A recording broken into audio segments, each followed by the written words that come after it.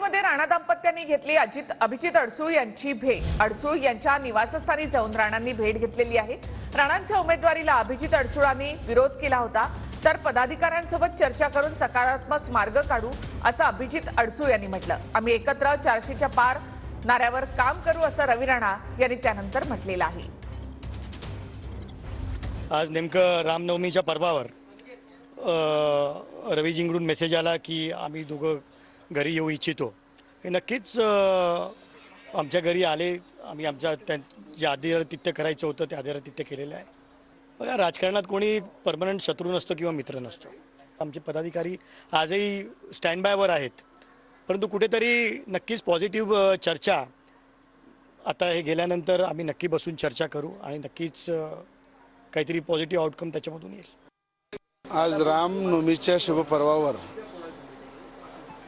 जिन्होंने राम को लाया है उनको लाएंगे या विचारावर आज शिवसेनेचे नेते अभिजित अडसूळ साहेब या ठिकाणी त्यांच्या घरी आम्ही आलो।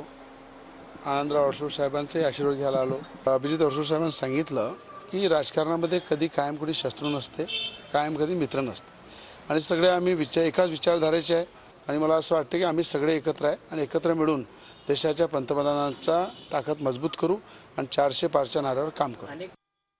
आता काय आहे, त्या पती पत्नीला खरंच अक्कल आहे की नाही हा माझ्या पुढे प्रश्न आहे। नैतिकता नाहीच आहे, अक्कलही नाही असा अर्थ। कारण लाटापिटा करून ज्या मंडळीने मला थांबवलं आणि तिला उमेदवारी दिली, लाटापिटा कोर्टाची केस मॅनेज केली, असं असताना हवाने मग गेली कशाला तिथे?